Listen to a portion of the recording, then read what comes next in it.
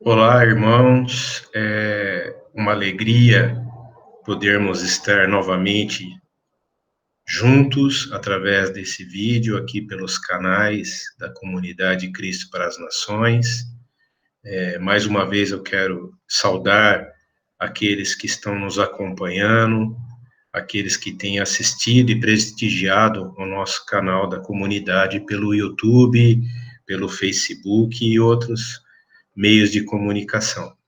É uma bênção a gente poder estar juntos aprendendo acerca da palavra de Deus. E dando sequência ao nosso estudo na carta de Paulo aos Efésios, nós ainda estamos falando acerca da unidade da igreja para a edificação, é o didaquê, o ensino.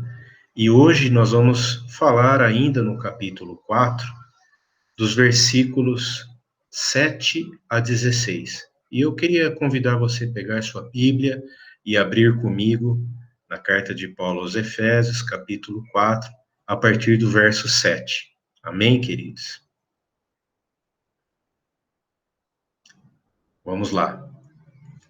E a graça foi concedida a cada um de nós segundo a proporção do dom de Cristo. Por isso, diz, quando ele subiu às alturas, levou cativo o cativeiro e concedeu dons aos homens. Ora, que quer dizer subiu, senão que também havia descido até as regiões inferiores da terra? Aquele que desceu é também o mesmo que subiu acima de todos os céus para encher todas as coisas.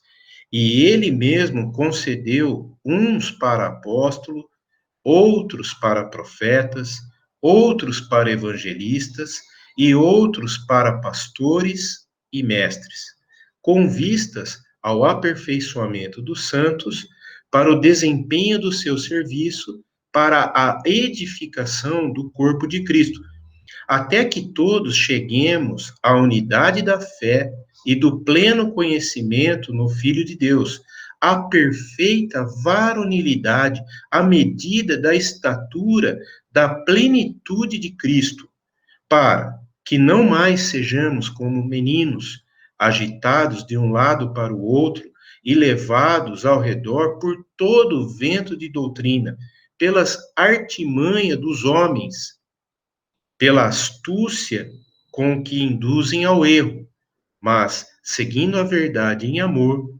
cresçamos em tudo naquele que é o cabeça, Cristo, de quem todo o corpo, bem ajustado e consolidado, pelo auxílio de toda a junta, segundo a justa cooperação de cada parte, efetua o seu próprio aumento para a edificação de si mesmo em amor. Amém, queridos? Vamos orar? Pai querido, em nome de Jesus, nós queremos te agradecer, Pai. Em primeiro lugar, pela possibilidade, Senhor, que em meio a tudo isso que nós estamos vivendo, como nação, como mundo, diante desta pandemia, desta dificuldade de se relacionar, de estar próximos, os meios de comunicação têm nos aproximado. Os meios de comunicação têm trazido, aproximado cada um de nós, Pai. Por isso eu quero louvar ao Senhor. E eu peço a Ti, Pai, que este vídeo alcance, Senhor, corações. Que esta palavra, ela não volte vazia, mas que ela alcance mente e corações, Pai. Senhor, queremos ser edificados, Pai. Queremos entender o nosso chamado para sermos discípulos e discípulos fiéis à tua vontade, ao teu amor e ao teu querer, Pai. Por isso eu quero te agradecer e te louvar, Pai, e pedir a ti, Senhor, humildade, simplicidade, Senhor, para compartilhar da tua palavra, Senhor. Fale ao nosso coração, Pai. Usa, Senhor, esta ferramenta como um canal de bênção sobre a minha vida e a vida dos meus irmãos, Pai. Em nome de Jesus. Amém. Amém, queridos. O tema da mensagem de hoje que eu quero compartilhar nesse vídeo é a função de Cristo e de cada um membro do seu corpo. É muito importante a gente entender, como nós lemos no versículo acima, né, que a graça do Pai foi dada a cada um de nós, segundo a medida do dom de Cristo. Por isso, o texto é bem claro e diz assim: subindo ao alto, levou cativo o cativeiro e deu dons aos homens. Ora, isto ele subiu, que é senão que antes tinha descido às partes mais baixas da terra. Aquele que desceu também é o mesmo que subiu acima de todos os céus para cumprir todas as coisas. Algo que eu queria destacar aqui nesses versículos do texto de Efésios 4, do 7 ao 16, queridos, nós vamos ter aqui uma das mais importantes passagens de todo o Novo Testamento. Por quê, Chico? Porque ela descreve o método e a estratégia que Deus para edificação da sua igreja. Então é tudo o desejo de Deus, todo pensamento de Deus, toda a ordem criativa do Senhor como Criador está descrito por Paulo aqui com muita sabedoria nesses versos.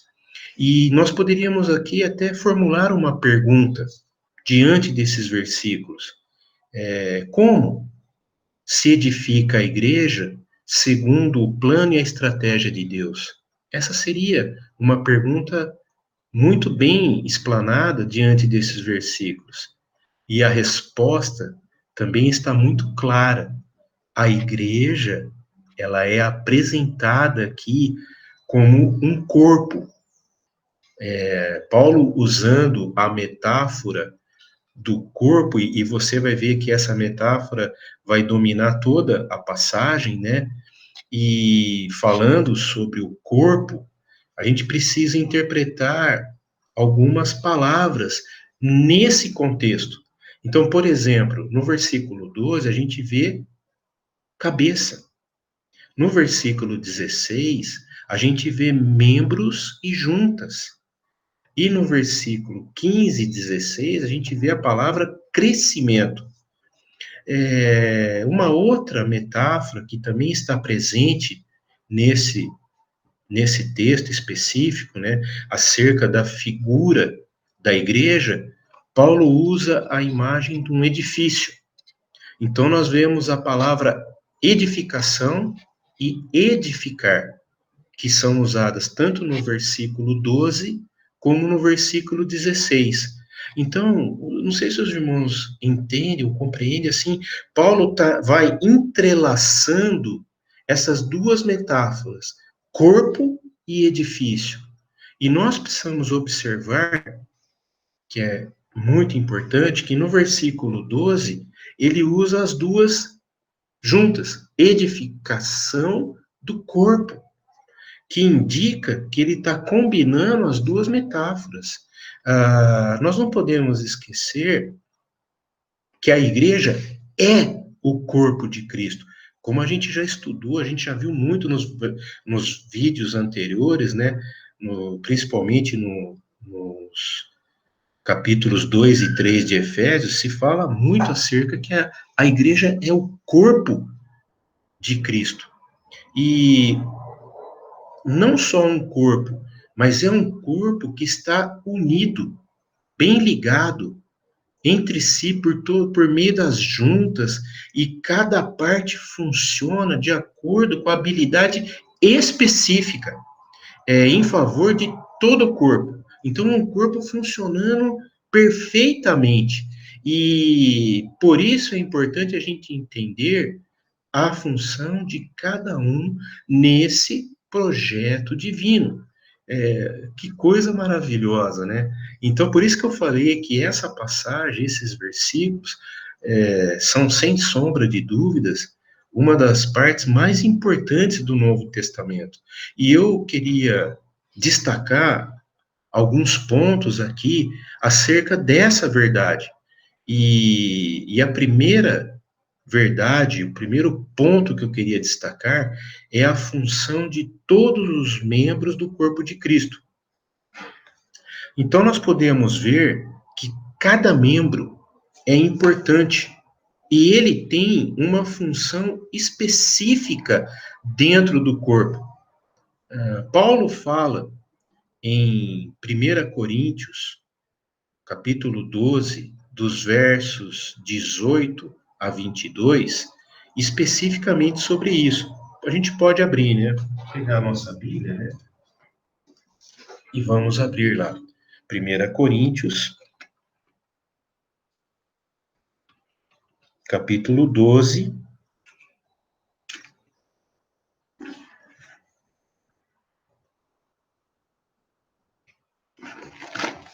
a partir do verso 18. Então diz assim: Mas agora Deus colocou os membros no corpo, cada um deles como quis. E se todos fossem um só membro, onde estaria o corpo? Agora, pois, há muitos membros, mas um só corpo.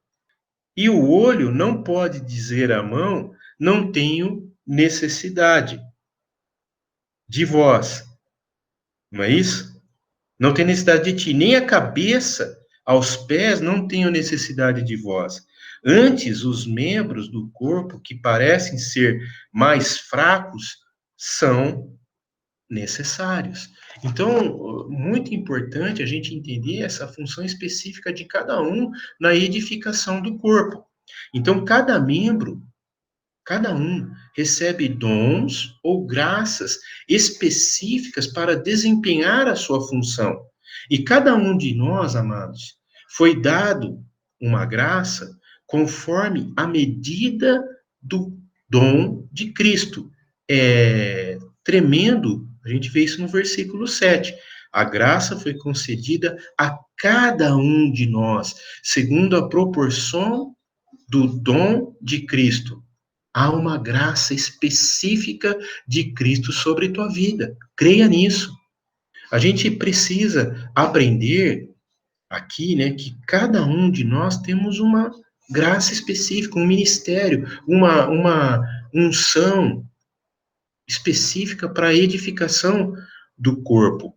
Amém, queridos? Isso é a vontade do Senhor. Por quê? Tendo em vista ao aperfeiçoamento dos santos para o desempenho do ministério. Então, há uma necessidade para que o corpo funcione perfeitamente. E a palavra ministério aqui, no grego, é a palavra diaconia. E o significado bem simples é serviço. Então, de acordo com o ensino do Novo Testamento, e em vários outros versículos, né, a gente vê que cada membro do corpo é um ministro e um sacerdote. Nós somos chamados para sermos um reino de sacerdotes. Apocalipse, se você quiser anotar, nós não vamos ler agora, mas Apocalipse 1, versos 5 e 6, e 1 Pedro 2:9, a gente vê essa verdade explanada pelos apóstolos. Na Igreja de Cristo, não existem duas classes de membros. Cada um tem a sua função, o seu papel, é um servo de Cristo, um obreiro, um ministro, um sacerdote. Cada um de nós cumprindo, sendo aperfeiçoado, sendo edificado e sendo capacitado para cumprir a sua função, o seu dom específico, para aperfeiçoamento de todos os santos. Então, cada membro deve estar unido ao corpo através de uma junta bem definida para poder funcionar. É isso que fala o versículo 16. E assim o crescimento do corpo se realiza mediante a atividade própria de cada um. Amém, queridos? Que coisa tremenda, né? Cada um de nós com uma graça, uma unção específica, né?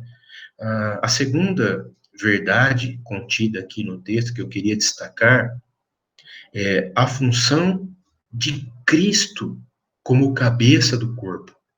E Paulo deixa muito claro isso. E há uma função específica. E a primeira que eu quero destacar é o governo. Cristo, ele é glorificado como cabeça da igreja. A função do cabeça é governar. Governar, se a gente vê literalmente, a cabeça, ela governa o corpo em seu conjunto e cada um dos membros em particular. E aqui algo muito importante a gente refletir é que Jesus jamais transferiu essa função a homem nenhum, grupo, ou apóstolo, ou pastor, ninguém. Essa função é específica dele. Nem mesmo aos 12 apóstolos foi dada essa função. Cristo sempre foi e sempre será ele o cabeça da igreja. A responsabilidade dos ministérios principais da igreja é receber a direção que vem do Senhor para guiar e abençoar os irmãos, para ensinar, para capacitar os irmãos de acordo com a vontade do Senhor. Amém, queridos? E uma outra função de Cristo é distribuir os dons. Então, a primeira é governar, a segunda, distribuir dons. E Cristo, exercendo o seu governo sobre a igreja, mediante os dons, onde cada um, e por sua soberana graça, ele vai distribuindo cada um aos membros do corpo, segundo a necessidade, segundo a medida que ele concede a cada um. O versículo diz muito claro isso. A cada um de nós foi dada a graça conforme a medida do dom de Cristo. E graça e dom são palavras muito relacionadas entre si. Graça, no grego, no original, é a palavra charis, que tem dois significados. O primeiro significado é misericórdia, e o segundo significado é capacidade ou habilidade que você recebe para cumprir uma função específica, um serviço determinado. Então, este segundo significado, em grego, pode ser expresso na palavra carisma, que está ligada ao dom. E o dom ou carisma não é recebido por méritos ou por desejo próprio, mas depende totalmente da graça e da vontade de Deus. A palavra dom é traduzida por dorea, que significa dom, dádiva ou presente. Olha que coisa tremenda, né? Como o original nos traz uma grande elucidação aqui para a gente entender o texto, né? Então, a palavra dom, ela é um presente concedido por Jesus a nós. E aqui algo que nós precisamos entender, refletir, analisar e sorver, né? É que nem todos recebem a mesma medida da graça, mas todos recebem, sim, alguma medida da graça para fazer a obra específica que Deus está condicionando, que Deus está te abençoando. A gente pode observar isso na parábola dos talentos. Todos receberam algum talento. Uns receberam 5, outros receberam 2 e outros receberam 1. Mas todos receberam o talento. Você pode ver isso, se você quiser depois meditar, e eu aconselho você meditar nesse texto, está em Mateus, Evangelho de Mateus 25, dos versículos 14 a 30.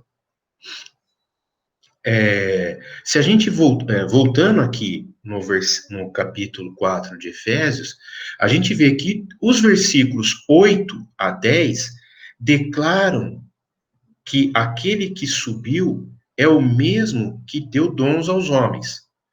Paulo está usando aqui uma referência que a gente pode ver no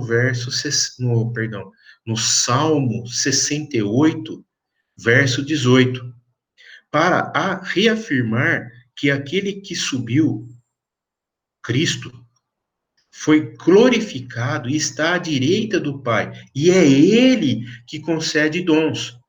Quando Paulo fala que ele desceu, ele está fazendo uma explicação acerca da encarnação, da sua humilhação e morte na cruz, né?